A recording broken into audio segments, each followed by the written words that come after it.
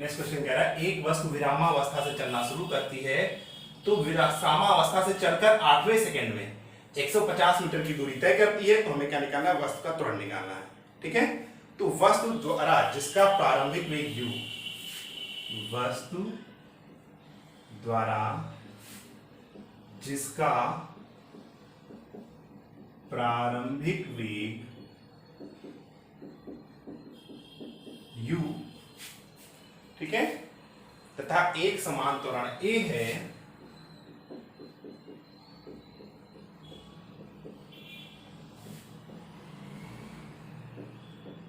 ठीक है, तथा एक समान त्वरण a है t th सेकेंड में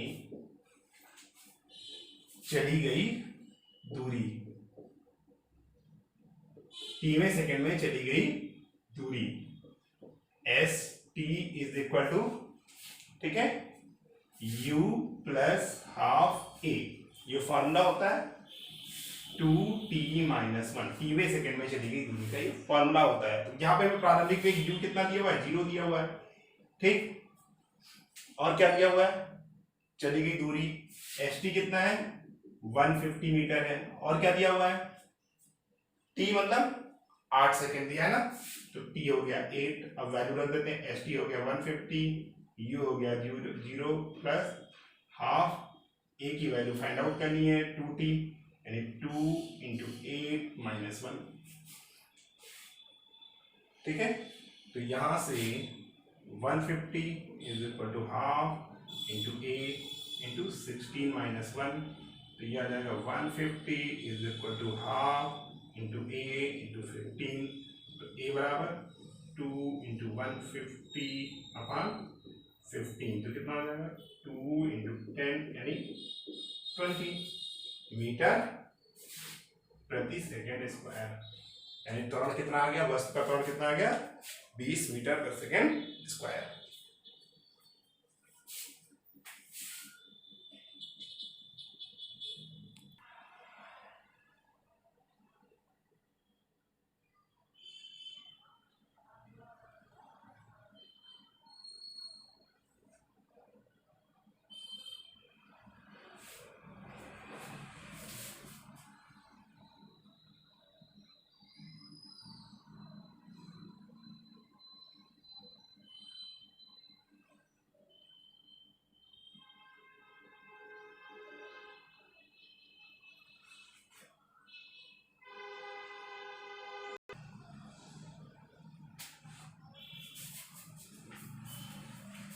एक पिंड 98 मीटर प्रति सेकंड के वेग से ऊर्ध्वाधरता ऊपर की ओर फेंका जा रहा है, तो हमें ज्ञात क्या करना है? पिंड द्वारा प्राप्त महत्तम ऊंचाई तथा गत्यारंभ बिंदु पर लौटने में लगा समय।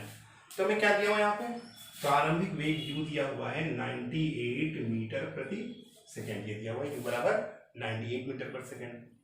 अब पिंड ऊपर की ओर फेंका जा रहा है, तो हम गुरुत्वीय त्वरण के अगेंस्ट में जा रहे हैं, तो यहाँ पे g की वैल्यू जो होगी निगेटिव होगी, माइनस 9.8 मीटर प्रति सेकेंड स्क्वायर।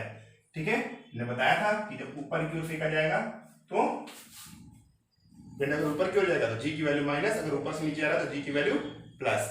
तो महत्तम ऊंचाई, और जब पिंड को ऊर्ध्वाधरता ऊपर की रुकेगा तो ऊपर जब जाएगा, जब तक वेग रहेगा तब तक ऊपर जाएगा, जैसे वेग 0 हो जाएगा वो नीचे आने लगेगा, यानी अंतिम वेग क्या हो जाएगा? 0, यानी महत्तम ऊंचाई पर पहुंचने पर पिंड का वेग v बराबर 0।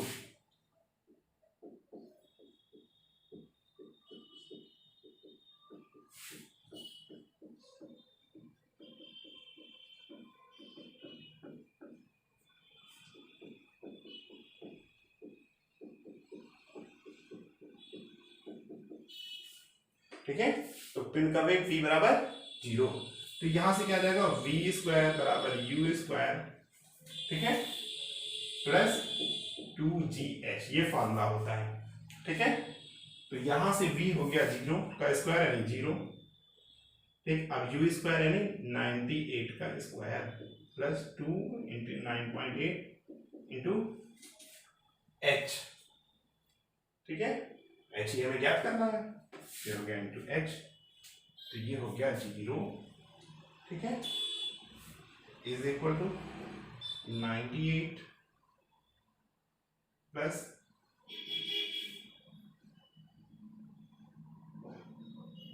ये माइनस में होगी ना वैल्यू यहाँ पे, तो ये वैल्यू क्या हो जाएगी, माइनस में हो जाएगी। 2 इंटू 9.8 इंटू एच, तो ये देगा 2 into 9.8 into H is equal to 98 into 98।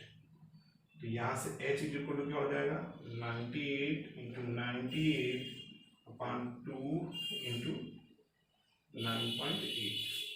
ठीक है, तो इसको जब सॉल्व करेंगे क्या आ जाएगा, 490 मीटर, यानी h की वैल्यू क्या आ गई, पिंड द्वारा प्राप्त महत्तम ऊंचाई 490 मीटर।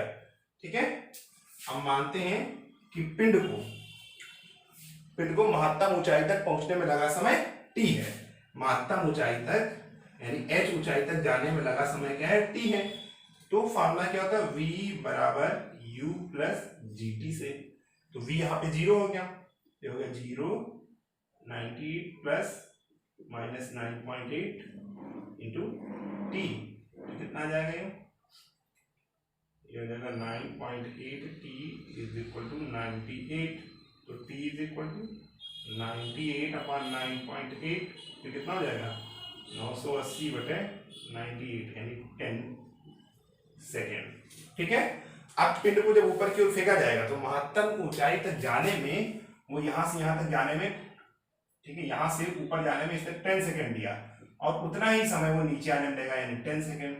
तो कुल लगा समय क्या हो जाएगा, 10 plus 10 is equal to 20 second, यानी गत्यात्मक बिंदु तक लौटने में लगा समय कितना हो जाएगा, 20 सेकेंड।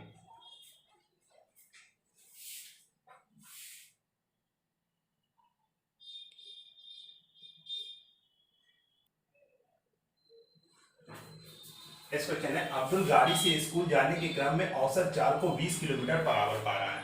ठीक है, और फिर उसी रास्ते से जब लौटता है तो भीड़ होने की वजह से इसकी औसत चाल 30 किलोमीटर पर आवर आती है। तो हमें आने और जाने में पूरी यात्रा के दौरान हमें उसकी औसत चाल निकालनी है। ठीक है, माना आरंभ बिंदु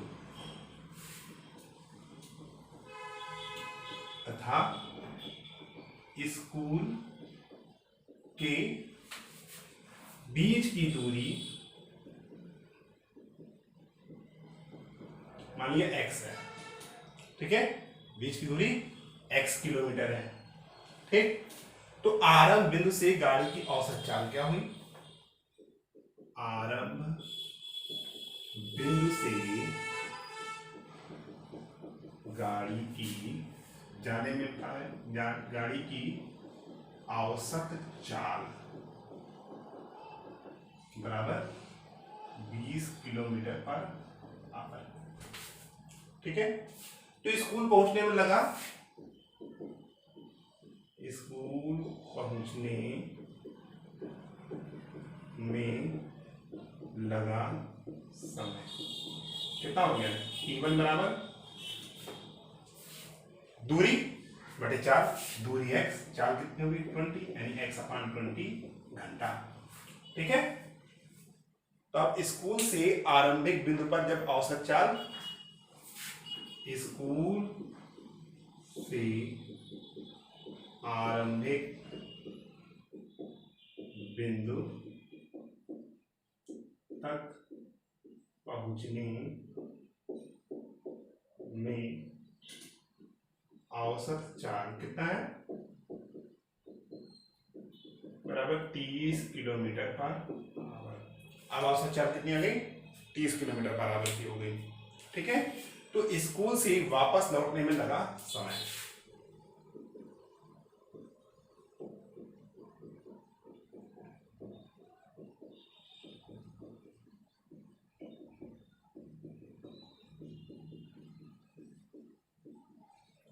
T2 इज इक्वल टू कितना हो जाएगा,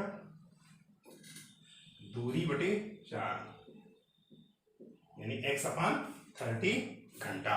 ठीक, तो अब हमें कुल समय निकालना है, आने और जाने में लगा कुल समय। तो कुल समय बराबर T1 प्लस T2 यानी x upon 20 plus x upon 30। ठीक है, ठीक, तो ये कितना हो जाएगा 60, इसका एलसीएम हो जाएगा, ये हो जाएगा 3x प्लस 2x, ये आ जाएगा 5x अपान 60, ठीक है, या इसको लिख सकते हैं हम x अपान 12। अब कुल दूरी, तो कुल दूरी बराबर x गया और x आया, यानी कितना हो गया 2x, ठीक है। तो अब हमें औसत चाल निकालना है, तो औसत चाल बराबर कुल दूरी बटे कुल समय, ठीक, तो कुल दूरी 2x और कुल समय कितना है x अपान 12, तो कितना आ जाएगा ये 2x इंटू 12 अपान x, तो x कट गया, तो कितना आ गया 12 इंटू 2, 24 किलोमीटर पर आवर, यही हमारा आंसर हो जाएगा, ठीक।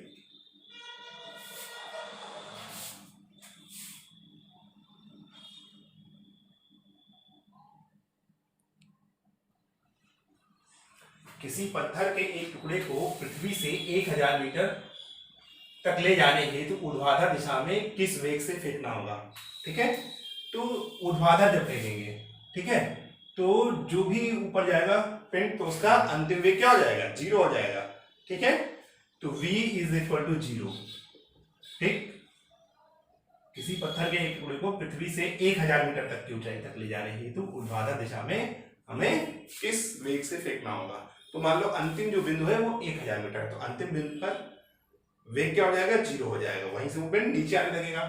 एच कितना है 1000 मीटर दिया हुआ है, ठीक है, और प्रारंभिक वेग q, इनिशियल वेलोसिटी यानी प्रारंभिक वेग है, ठीक है। और क्या बस फॉर्मूला कर देते हैं, आंसर आ जाएगा v square is equal to u square plus 2gh, ये फॉर्मूला होता है।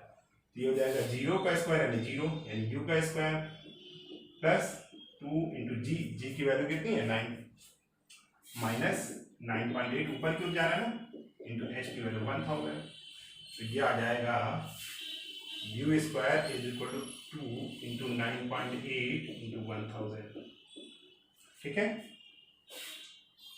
तो ये आ जाएगा 196 u स्क्वायर, तो u बराबर अंडर रूट 19,600, तो कितना हो जाएगा बेटा, इसका आंसर आ जाएगा u is equal to 140 metre प्रति सेकेंड, यही हमारा आंसर हो जाएगा।